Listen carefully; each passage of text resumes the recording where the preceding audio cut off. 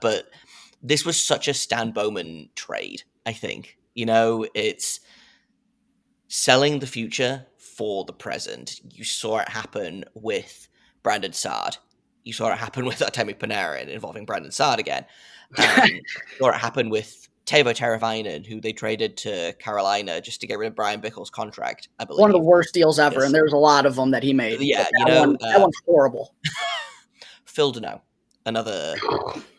Yeah, I like Dale Weiss. Can you imagine Phil Deneau on the... We got Tomas Fleischmann and Dale Weiss in that trade. Absolutely absurd. Yeah. Absolutely absurd. And it's just, I think Stan Bowman got a lot of credit for building the team that won 3 Stanley Cups in 5 years. I do wonder how much of that was just pure dumb luck, and also the fact that Patrick Kane, Duncan Keith, and Corey Crawford decided that they were willing this team to 3 Stanley Cups. But that's beside the point. We could do a whole episode on Stan Bowman's failings as a GM. I do think that, I will say, in terms of this trade, I think it could have ended up being worse for the Blackhawks. And I think and Mark Lazarus did an article on this that I really liked. The pick was, I believe, top 2 protected. So if the Blackhawks had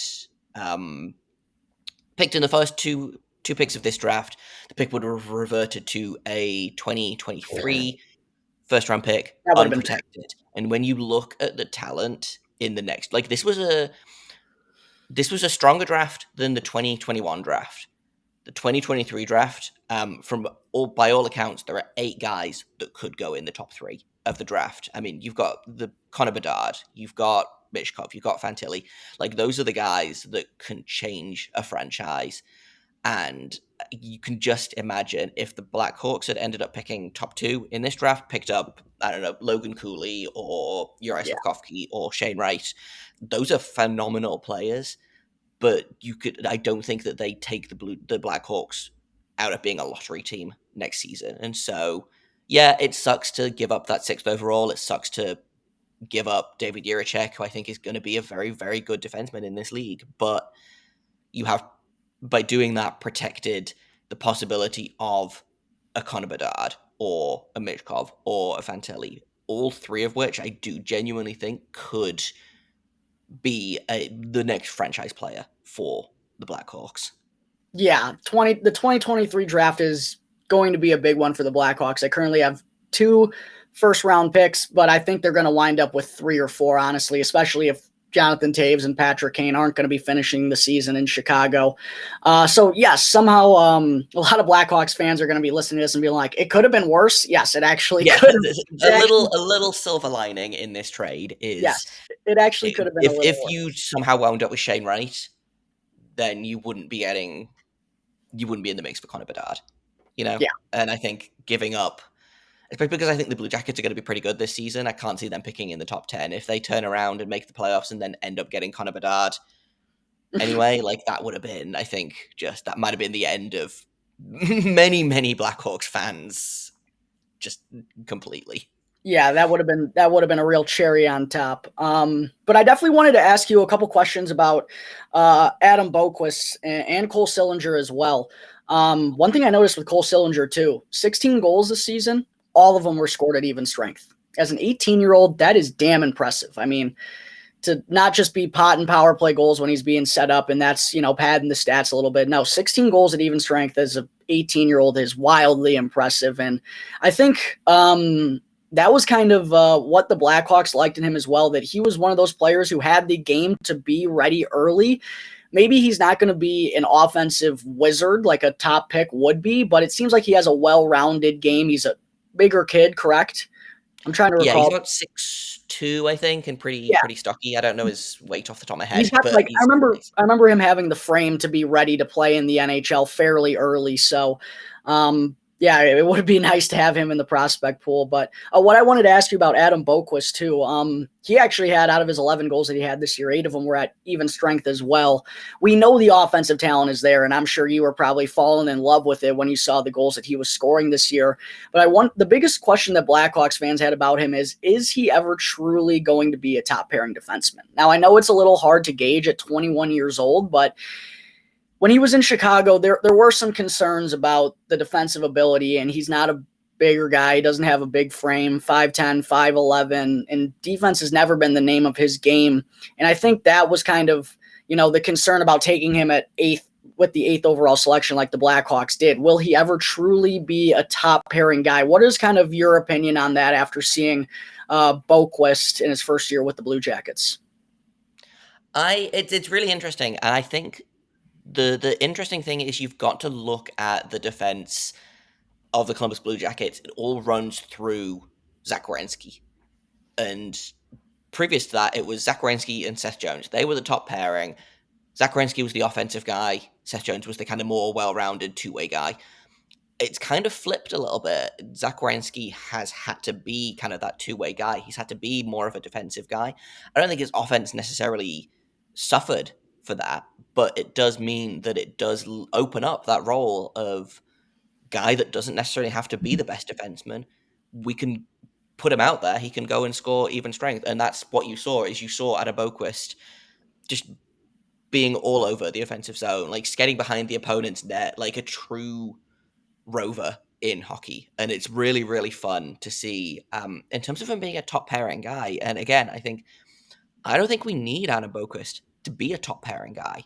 I think he can be an elite second pairing guy on this team, especially if you look at, like, honestly, the way I've kind of been looking at the defense shaping up this season is if David Jiricek makes it into this league, I could see him being Zach Werenski's partner this season. Maybe not starting there, but I think he could definitely finish there. And that leaves Beauquist and Vladislav Gavrikov, who is our Nicholas Hjalmarsson, our shutdown guy, our, just really steady guy that you don't have to worry about.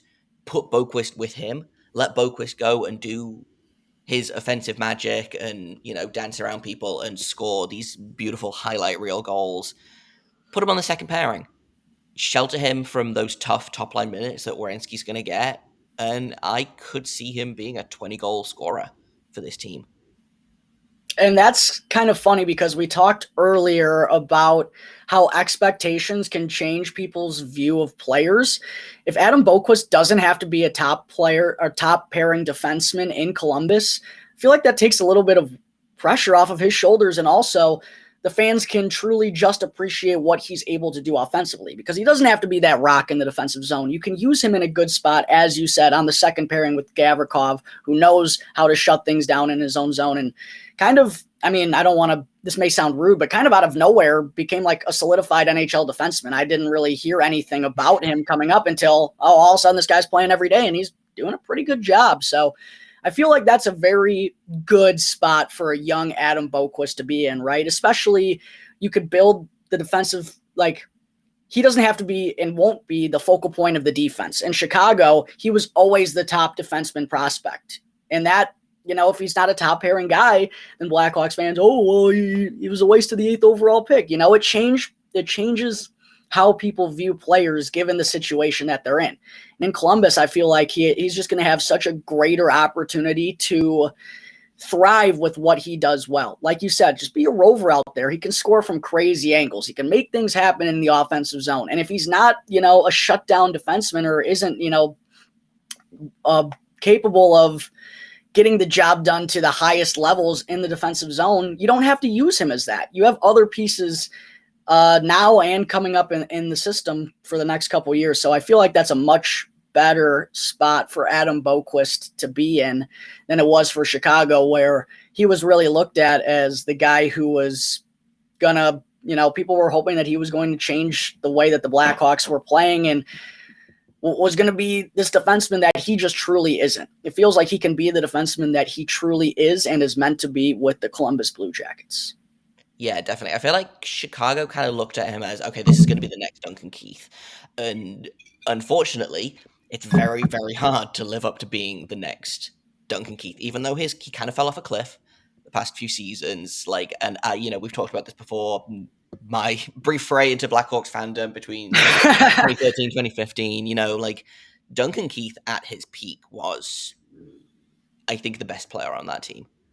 You know, like you could make arguments for Jonathan Toews. I think most people will make an argument for Patrick Kane. For my money, Duncan Keith was the best player on that team between 2013 2015. That's Those are big actually shoes to fill. That's actually You know? funny that you say that because Kyle Davidson, new general manager for the Blackhawks, he's worked a bunch of different jobs in the organization for the last 10 years before being promoted to GM. And he was talking about how one of his jobs in 2015 before like analytics and all that data was really a big thing. It's still not even that big in hockey like it is in baseball or anything, but it was even worse back then. But his job was to like record shifts of certain players. Like he'd watch every shift of this player. And he said the biggest takeaway that he had from that job was Duncan Keith, he said, was the best player he's ever seen. Like watching Duncan Keith in 2015, he said, that's the best player I've ever seen. And, oh man, I mean, we were truly gifted to watch that Duncan Keith, and we knew how amazing he was, and it was just happening night in, night out, especially in that 2015 playoff run. Like, playing 30, 31 minutes a game. We go into triple overtime. He's playing 50, 60 minutes. I mean, the conditioning was just at a different level, and he truly revolutionized the game as a defenseman. I mean, he was really the first to be that 5'10", 5'11", not a big frame guy who's the number one defenseman. And we're seeing more and more of that come into the league as the game's only becoming more filled with skill and speed. And yeah, I don't want to say Blackhawks fans were comparing him to Duncan Keith because that's a bar that's just like not going to be met, you know?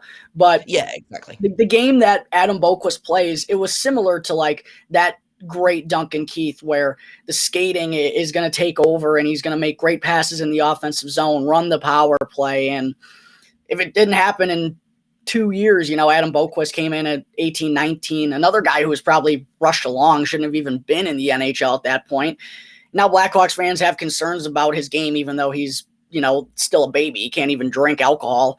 And that, again, changed the perspective. And some people, I have one of my buddies, I hope he doesn't even watch this episode because he would just call Adam Boqvist a bust just to piss me off because he knew how much he got under my skin. I'm like, bro, same thing with Kirby Dach. It's like, you can't call a 20, 21-year-old a bust. We have no goddamn idea what's going to happen here. But yeah, man, it's just crazy. I think the perspective of this deal, like, not the deal, because we all know the Blackhawks lost it. There's no perspective besides that one. But the perspective of the players that were involved in it, singularly for Adam Boqvist and Seth Jones, it feels like now Boqvist can go and be free in Columbus and, like I said, do what he does best and play to the strengths of his game. And now Seth Jones, because he's got that $9.5 million contract, he's expected to be the best defenseman in the world. And if he comes up anything short of that, it's not going to be good enough. So, yeah, it's a wild situation. And I wish I was in your spot because this one really cost the Blackhawks badly, Jay. Really cost the Blackhawks badly. The thing about Seth Jones as well, you know, you talk about the contract, and it's such a weird kind of thought process because I am always of the opinion that players should be paid as much as possible. Like, you want to go out and get $10 million a year, go for it, you know?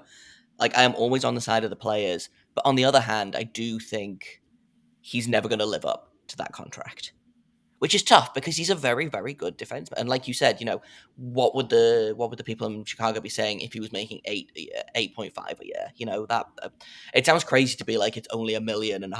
That's so much money, but especially when you're getting paid more than Cale Makar. Yeah, know? Exactly. If he was making Cale Makar money, like there wouldn't even be an option to be upset about this deal. I don't think. Like, I don't know. It's really tough because I do think players should be paid as much as they physically can be, and I think that they earn that.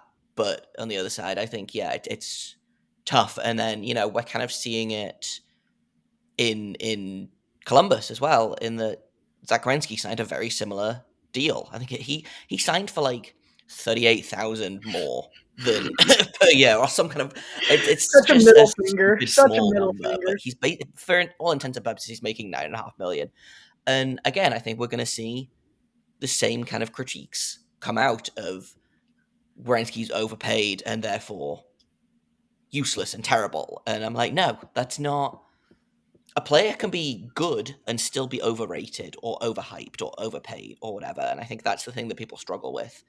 in terms of valuing contracts is that as soon as they are overpaid or overrated, then they are useless, and that's not how this works. I think it's tough to look at a contract and be truly unbiased towards it because so much plays into what that contract really means for the player, for the team, for the fans. I think it means it's something different to everyone. So I really hope that Seth Jones succeeds this year. I hope he has a much. It feels weird to say I hope he has a better season because I think he had a pretty good season. Yeah, he was fine. Year. But he was fine. And on a truly awful Blackhawks team, fine, I think is probably about as good as you can hope for. Honestly, I've been there. I have seen some truly awful Blue Jackets teams over the past 8 or 9 years of following this team. Sometimes fine is as good as it's going to get, and you have to be okay with that. Absolutely. And yeah, people I just think are so hypocritical of players in contract situations. Like, what? You're not going to go and get the bag? You're not going to suck the team for every penny that you're trying to? Are you going to go into that room and be like, hey, actually, I don't deserve $9.5 million. Please give me $6 million and then trade me to Ottawa halfway through the contract. Like, that's just not. Yeah, you know what? I don't really like money. I don't really care. I don't like money. Like, what do you expect them to say? And shouldn't, like, I feel like, well, I know it's a little more difficult now that Stan Bowman's not here, but people should be mad at Stan Bowman. What are you giving Seth Jones that kind of offer for, baby? Like, what is you doing? You know what I mean? Like, okay, I get it. That's what it probably was going to take to lure him here, but we all know that was $1.5 million too much. And like you said, doesn't sound like a big difference, but that's the difference between being top 2, top 3 highest paid defenseman in the league and being, 10 to 20, like Seth Jones probably should be. And that changes the perspective of how people view him. But yeah, it's wild that people have that hatred towards a player for signing a contract when they would do the exact same thing. It's very odd. If you turned up tomorrow and were like, hey, sign this contract for $9.5 million for the next 8 years, but the catch is people are going to yell at you on Twitter every single game because you're bad at hockey, I would be like, I don't care. It's $9.5 million, And True. I think people expect players to accept what the team thinks they're worth, which is always going to be like, I'm sure if the team had their way, then Seth Jones would be probably making 6, maybe 7 million. He'd be on one of the ridiculous Duncan Keith contracts, 5.5 million for 18 years or whatever it was, which obviously is now illegal. But it's people get angry at the players for being like, yes, I would like lots of money, please. When they would do, like you said, they would do exactly the same thing. Right. It's wild. And one last thought before I think we're ready to wrap this up. We're pushing on 40 minutes here, but kind of funny because one thing that came to my mind, you said, I hope Seth Jones has a better season next year. And the thing with Blackhawks fans is, do we want Seth Jones to have a good season next year? Because don't we want to be horrible? Don't we want to have a chance at being in the top 3? We want to be bad next year. That's the goal. We should want to be bad. But then if Seth Jones plays bad, people are going to hate on him, even though it's probably helping out the Blackhawks. It's a very weird circumstances the team is in right now. Kyle Davidson is never going to say it publicly, but they don't want to win. They want a highest possible chance of selecting in that top 3. If you finish dead last in the NHL in the regular season standings, you got a guaranteed top 3 pick. And hopefully that will lead to the number 1 overall selection with Connor Bedard, because that is a move that would kickstart the Blackhawks rebuild in the right direction. We really need that. Even any of those players in the top 3 feel like they're going to be a potential piece that can change the way a team goes about their business. And those are players that can kickstart your rebuild 1-2 years down the line immediately. Absolutely. Connor Bedard is maybe not McDavid, but he might be the closest to McDavid since 2015. Right. And I understand the concept of tanking as like in general. I hate it. And again, I know Matt Lazarus did a really good article on how miserable it is. And like, again, I have watched a lot of very, very bad Blue Jackets teams. Losing sucks. I hate watching the team lose. I've been talking a lot to Laura and Scott, the hosts of Locked On Canadians. The Canadians were miserable to watch this season. They were just awful. And it's no fun. So I can understand, the team wanting to lose, but I don't, and I can understand the fans being like, yeah, we want to lose for a good draft pick, but it's just gonna be bad. It's gonna be horrible to experience because winning is fun. And I always want players to win. I want players to succeed. I want the team to succeed. I don't know. Maybe other fans are stronger than me in terms of being able to want. But I don't know. I like the instant gratification of, hey, we beat this really good team, even though it maybe hurts us in the grand scheme of things. Like again, when the probably the worst season that I've watched of the Blue Jackets would have been when they were it would have been when they drafted Dubois third overall. So they were in the running for Austin Matthews, and I was like, man, we could get Austin Matthews, but losing really really sucks, and I want to win more. So I would rather win now than tank, because I hate tanking. It's bad, and it should feel bad about itself as a concept. Yeah, it's a terrible concept, and it really doesn't guarantee you anything. I mean, look at the Detroit Red Wings. How many times did they pick 6th or 7th when they were terrible? I mean, it doesn't guarantee you anything, but I think for the Blackhawks, they kind of have no choice but to head in that direction now. I mean, there's no half the team from last year. We don't have Dylan Strome, who was our best center. We don't have Alex DeBrincat, 2-time 40 goal scorer. We don't have Kirby Dach. We don't have Dominic Kubalik. I mean, it's going to be pretty bad, especially after the trade deadline. I mean, it is going to be the Rockford Blackhawks. That's literally what it's going to be for the second half of the season. So I don't love the tanking concept either, because it literally guarantees you nothing in this league. But I think the Blackhawks, with the moves they've made, they can't win even if they try to. But knowing how cursed I have been since I've started covering this team, the Blackhawks will be like 500 and we'll have like the 17th overall pick in next year's draft. And we'll be like, oh, of course. That's just how things have been going since I decided to cover this team. I was like, I grew up in the glory days. That's what made me love this game. Get out of college. I'm like, oh, Blackhawks is kind of my life. And it's made for a very sad life the last 2 or 3 years, Jay. But 2023 NHL draft, the Blackhawks hopefully will have a chance to expedite the process a little bit, because 4 to 5 years losing sounds miserable. Yes. It's been rough, but yeah, hopefully the Blue Jackets on the upward swing. For people who want to maybe catch up with Seth Jones next season, or I don't know, maybe they just want to enjoy the Blackhawks suffering, where can people find you and your show? Yeah, if you love pain like I do, go check out Locked On Blackhawks. You can find it wherever you get your podcasts. If you want to check out the Twitter account, it's where episodes are posted every day at _L_O _Blackhawks. For me, myself, you can check me out on Twitter at Jack Bushman too for Blackhawks stuff. And it's kind of the weird point of the summer where not a whole lot is going on. So you'll probably get some golf stuff, and football season's around the corner too. So fantasy football stuff. If you have any interest in that, you can go give me a follow if you want to. Awesome. I will, I'll hit stop.